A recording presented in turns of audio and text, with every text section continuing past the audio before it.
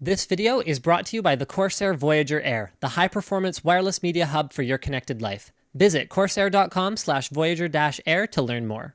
Welcome to my video of the Samsung Galaxy S4, which is sort of an unboxing and more sort of an overview after me spending a week and change with the device and sort of what I thought of it. So it's going to be featuring my cat, Galaxy, which is actually not his name at all, and he's not going to be in the video. So I'd like to start with my plain white box, which is a press box. You don't get your Galaxy S4 in a box like this, and it won't have your name on it. Mine says Linus Sebastian on it, which happens to be my name. Dun, dun, dun, dun, dun. Very, very cool. Okay, so Slick's operating the camera today, so feel free to direct all of your complaints about the camera work today to Slick on the forum. Okay, there's a micro SIM starter kit. I got a TELUS phone, so it also gave me a bit of a chance to check out TELUS's network, because normally I'm a Bell customer, so it was not that interesting. It was fine. Didn't really have any complaints.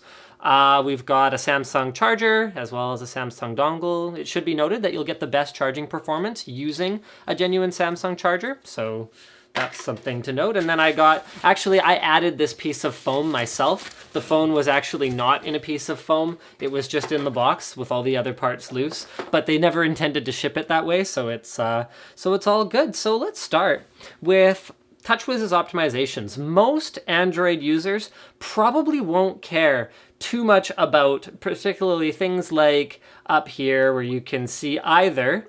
This is great. So this is more like what TouchWiz users are going to be used to. Go back. This is more like what TouchWiz users are going to be used to seeing right here with all of your toggles, but now there's a whole thing where you can get like 20 of them, and they're all up there. You can turn on and off everything from Wi-Fi, GPS, and sound, things that you would actually use day to day, to things like their smart scrolling, smart stay, driving mode, all those kinds of things that normally you wouldn't touch too much, but of course you have the option of seeing the whole list or not seeing the whole list. Now there's third-party apps to do pretty much everything, but not everyone's going to be capable of using them. My mum, for example, just went to Android, and I mean, even something like installing an app is way beyond her. So honestly, if I'd had the choice, I'd have been happier to give her something like an S4 if possible, because easy mode would have made my life a little bit easier when it comes to helping her set it up. So basically, okay, yeah, will be applied to your home screens, all this stuff. So it turns everything into nice, big, old people friendly buttons that they don't have to think about too much. And you can pretty much set up for them once and then not have to touch it anymore. I mean, there's no way my mom calls more than like 9 people, so I could set all those people up there for her, and all she have to do is swipe to the left to make a call and swipe to the right to put on the basic apps that I actually thinks that she needs to use. The proximity sensor is really cool. Now, Samsung's integrated a lot of technology with the S4 that goes from profoundly useful to profoundly useless. I think some of the highlights for me were S-Translate, which I didn't use day to day, obviously, but if I was traveling, it actually works pretty well. The only languages that I can speak and understand are really English and French, and at least that mode worked outstandingly well. The one drawback is that it does use data, so if you're traveling, unless you have a data plan there, you might find yourself not using it that much. The proximity sensor I also found was really cool, the motion sensor. So you can do things like call someone once you've got them open in your contacts just by, here we go, so I'm gonna call myself. Once you have that person up, you can just place the call by putting the phone to your ear. It actually works, but it's not exactly a new feature by any stretch of the imagination. And with things like swipe to the right to call, swipe to the left for text, it's not exactly groundbreaking in terms of how much more quickly it's gonna allow you to use your phone, which I found was sort of my experience with a lot of the Samsung features that they've added. So one thing was waving to answer a call. If it was just kind of like this, or you just like pass over it once, then I could really see the usefulness of it. But the first time I tried to use it, I realized you actually have to wave over several times and you have to move quite slowly. So for me, it'd be faster to just pick it up and go like this and answer my call. I mean, the one implementation, oh yeah, and same thing with sort of browsing web pages and stuff like that. So when you have the internet browser open, I have like a Wikipedia page open here, so you can browse web pages like that. But ever since the advent of momentum-based scrolling in browsers, I don't really see a point in having something like that. The one area where I found this really useful is normally when you're moving applications around on your device, you would pick it up and then you'd kind of drag it somewhere. Whereas with this, you can pick it up, So you just press and hold, and then you can kind of go like this to decide which page you want to put it on, but you can see it actually sort of went backwards once when I accidentally did that. For the most part, it was pretty intuitive, and I found that was the most useful thing about the motion sensor in front of the camera. Slick brought up an interesting point to me that if you have junk on your hands and you don't want to touch your phone, then things like the fact that the capacitive touchscreen can be operated even if you're not quite touching it, which I personally found to be more of an annoyance than anything else, and I did turn it off pretty much immediately, because just trying to scroll around on a web page, it was like zooming in on things and telling me stuff about it, and it was like, oh no, that's not actually what I wanted. But if you're just trying to answer your phone while your nails dry, personally I paint my nails all the time, then yeah, I can see the usefulness of that, but it wasn't something that comes up for me a lot, so there you go. The screen is widely regarded to be much better than previous pen tile displays, such as on the Galaxy S3, so while the matrix isn't necessarily 1:1:1 of every pixel color, it is close enough that you don't have that same blurriness in the text, and I personally didn't observe it at all. And comparing side by side with the HTC One, I don't notice that anything other than the fact that the vibrance is like eye-blindingly vibrant, which is, a lot of people like that. I didn't notice any problems with it compared to LCD. The lock screen's been changed as well. For example, you can do this, which is obviously useful, but that's not actually sort of the improvement. So you can swipe to the right to get to some frequently used applications and whatnot, and you can swipe to the left to get widgets, for example, which I personally thought was really cool. It should be noted, like so many Android things, like I mentioned at the very beginning of this video, a lot of the improvements Samsung's making can be done with third-party apps, but not necessarily everyone wants to do that. So let's get into the ergonomics and build quality, which is something that everyone's talking about with this phone, because the most notable thing about it is that it's not really that different from the S3. I do find it more comfortable to hold than the S3, particularly the more square shape of the side. It digs into me a little bit less. Also the rounded corners compared to the HTC One, which has more sharp corners that I found dug into my palm a bit more. I did find that more comfortable. However, the overall rigidness of the chassis, which I've seen argued both ways as a feature and as a drawback. So you can see I can bend that phone. Does a couple of things. So number one is it makes it feel more like an older phone. Especially if you come from iPhone, which I did. I was an iPhone 4 user for a long time, or you come from something like an HTC One, which feels like feels really, really good. So the S4 has that kind of going against it, but I've also heard people say, well, come on, it's the only phone right now with Gorilla Glass 3, which adds ruggedness and adds durability. It's got a plastic chassis, which means it'll absorb shock more easily when it's dropped. So that's another prevailing theory as well. And it enables Samsung to do their whole, let's see if I can, come on. At least it's harder to get off than the old one. There you go. You have to really be dedicated to getting the back panel off if you want to. And you can remove the back panel, replace the battery, which I don't see most people doing, especially with those little portable battery banks. I mean, I carry one, so you carry one, right? Yeah, I mean, especially with those around, as a great way to beef up, he says he carries two, to charge up your devices. I mean, that works really well. Micro SD, I didn't end up using, but because I don't have one handy, but it would have been nice. It should be noted that the stock Android, or the not stock Android operating system on this phone takes up 6 to 8 gigs of storage. And if you have a 16 gig phone, it's not a lot of storage left for things like movies and music. And movies particularly, you are going to want to watch on the 5-inch screen on this guy because they look awesome. There's your SIM slot right there, which doesn't come out or go in unless you remove the battery, which is kind of smart because they don't want you changing that around. And other than that, the only other thing left on the back is the camera, which is 13 megapixels. And it's one of those things where, you go find side-by-side images on the interwebs because they're all over the place. But in a nutshell, the S4 is able to take way more sharp images than the HTC One, which, guys, if you recall, has a 4 megapixel camera only, but they're ultra pixels, they're big pixels.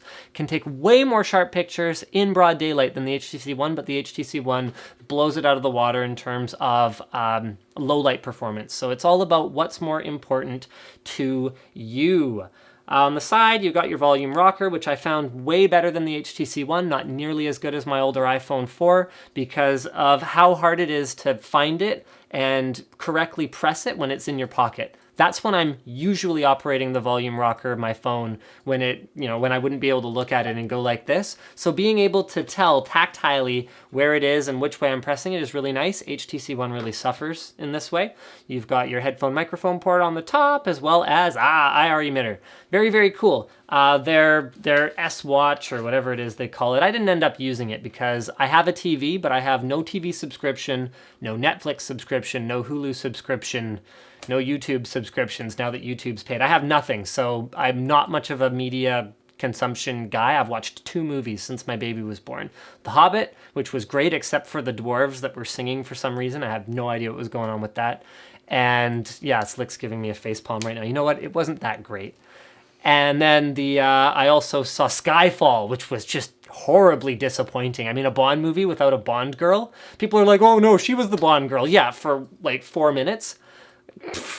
I mean, yeah, to imply that James Bond only needs a girl for 4 minutes is, I think, not a very fair thing to say about his...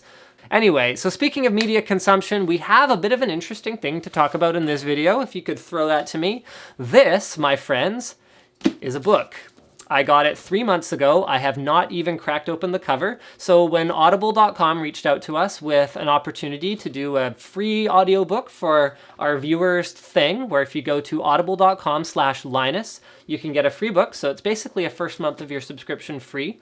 I was like, okay. So the one that I used my free book on was actually that one. So my plan is I downloaded the app on my phone, so my plan is to listen to the book while I fall asleep.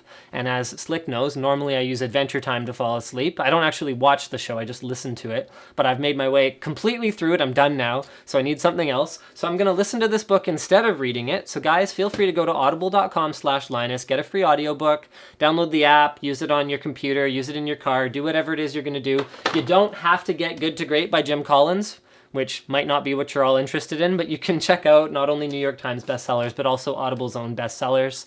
I mean, they're trusted. It's an Amazon service, so it was easy to use. You can't really go wrong. All you do is like press the thing, and then it plays the book. This is Audible. All right, well, apparently it's music now as well, but there you go, guys. Check it out. Moving right along. Other bizarre features, things like SHealth to me are one of those things where it's like Wii Fit, where the sales pitch is use this device to be more healthy, but the reality of it is if you already had like the gumption and wherewithal to keep track of your life to the degree of detail that this application is going to require you to do it, they want you like taking pictures of your food and recording calories, and it's a pedometer, which is kind of cool. It has humidity and temperature sensor, which is cool, but the kinds of people who would actually be doing that are the kinds of people who are probably already doing it anyway and are probably fit and active. So I don't think that the S4 is going to be the difference between being someone who sits on the couch and eats potato chips and the difference between someone like that and someone who's like an active, healthy individual. I don't think that's going to happen, but there you go. It's kind of neat. There's accessories coming that'll make it easier to use and more comprehensive. But I think finally we're going to finish up with the physical features of the phone. So on the right side, you've got the lock button, which is a way, way better position than the top left of the HTC One, because 9 times out of 10, I go to press this, I mash the volume button. So yeah, there. Someone take a cue from that. And the lock button is exactly how the volume button should be, because it's easy to feel and it has a nice tactile press to it. Speaking of buttons, Samsung hasn't done away with the 3-button approach to the bottom. So you've got your... They went away. Come back. So you've got your context menu. You've got, much to Google's chagrin, I'm sure, you've got your context menu down here, your back button, as well as your dedicated home button.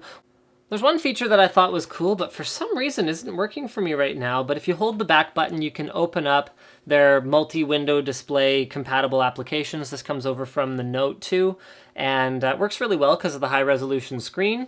Well, when I was using it, but now it's not seeming to work for me right now for some reason, but that's the way videos go, is you want to demo something and it just kind of dies.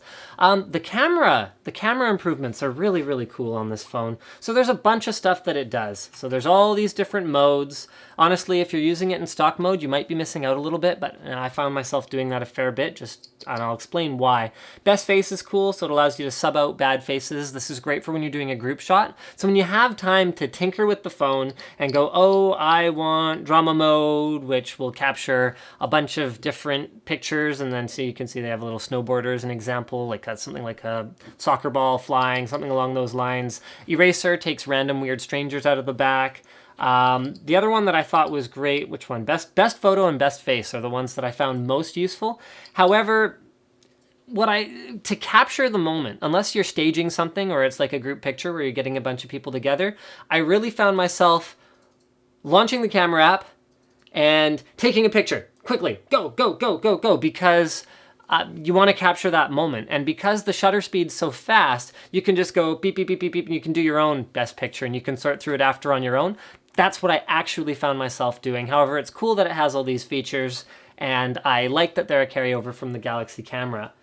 Samsung's talked a lot about Knox and the enhanced security that it offers. There was a great article from Just In Case on Android Police where he basically said, look, don't worry too much, because basically what they're doing is they're locking it down for the people who aren't adept enough to get past it. But for those power users, we're still going to be okay. We can still load custom kernels that don't do those security checks, so you can choose whether you have the customizability or whether you have the locked down, more secure device. It remains to be seen how dedicated Samsung really is to keeping things custom and how dedicated they are to making it, well, more locked down. Let's get into a couple more of the motions and gestures.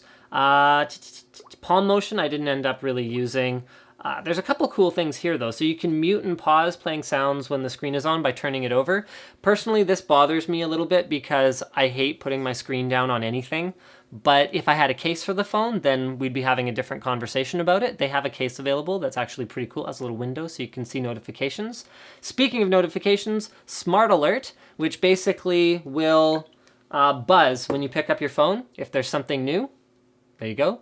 I don't know if you guys heard that. But then it doesn't turn the screen on, which is like, okay, that's great, Samsung. You told me there's something new. You didn't tell me what it was, so now I have to press the button anyway, which means it's probably easier for me, like habit-wise, I already just press the button immediately and look at my phone all the time anyway. So there's that. What else?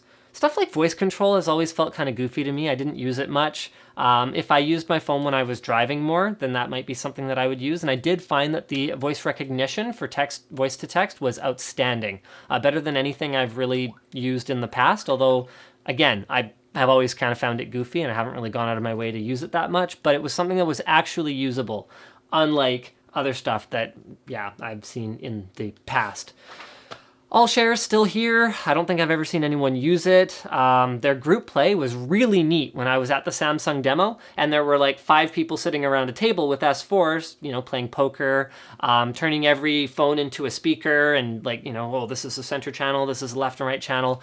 I've never found myself in a room with more than maybe 2 Galaxy users at the same time, particularly of the same model. And the way that Samsung segments their software across different devices has always really bothered me, because from my perspective, I would think from their perspective, it would be better for them to have this technology be supported across all their devices so that it's like the Samsung experience as opposed to going, well, no, the Galaxy S4 will have 4.2 and the Galaxy S3 will have 4.1 and they will be different because of that. I mean, there's no reason they can't roll it out to the S3. And yeah, I'm still bitter about my wife's Galaxy S Vibrant, which was the first Galaxy that never even got ice cream sandwich, because Samsung said, oh, well, there's not enough RAM, and yet third-party app developers could do it. So I don't know. I mean, using software as a way to differentiate platform to platform, I was only slightly bitter about my iPhone 4 not getting Siri, because everything else has been rolled out all the way up to iOS 6.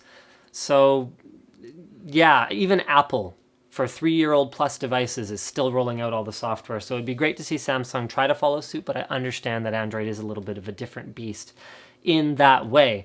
Group Play, on the other hand, for things like sharing music to wireless portable speakers when compatible stuff shows up, is going to be really, really cool. I think that's pretty much everything that I wanted to talk about. Yeah. I hope you guys have enjoyed this video. At the end of the day, if you're looking for a conclusion, I will be sticking with my HTC One. It's all about the trade-off. Do you want the more advanced features? It's a faster processor, 1.9 versus 1.7 gigahertz. Do you want the high megapixel camera or the ultra pixel camera? Do you want things like the gestures and the temperature and humidity monitor and SHealth and all these features that Samsung puts in to differentiate their phones? Or do you want something that really has that that feel like it's a serious business device. I mean, this is the first, I've said this before, in my iSwitch to Android, where I did 30 days with the HTC One, coming from iOS to Windows Phone 8, now to Android. I've said this already, but this is the first Android phone that I've really touched that feels like an Apple phone in terms of the quality. Also, it was a huge step backwards for me, going to a rear-mounted speaker again from the Boom Sound. Just really Boom Sound. But the front-mounted speakers on the HTC One, going back to cupping my hand behind the phone, just really felt like going a generation back in terms of the device. So I'll take the ergonomic quibbles that I have with the HTC One. It's not perfect. I hate the location of the lock screen, and I really don't like the way the volume rocker works for the overall higher build quality. Although it should be noted that Beats Audio isn't something that a lot of people have asked me if the Beats Audio one is great. It's not that great. iPhone 4 has better sound quality through the headphones than the Galaxy S4 or the HTC One from my experience, for that matter. So I think that pretty much wraps it up. Thank you for checking out my unboxing, and really it was more of an overview of my thoughts of the Galaxy S4. Let me know if you guys enjoyed the video by clicking that like button, and don't forget to subscribe as always, unless you're already subscribed, in which case, I don't know, subscribe again. Or something. Bones.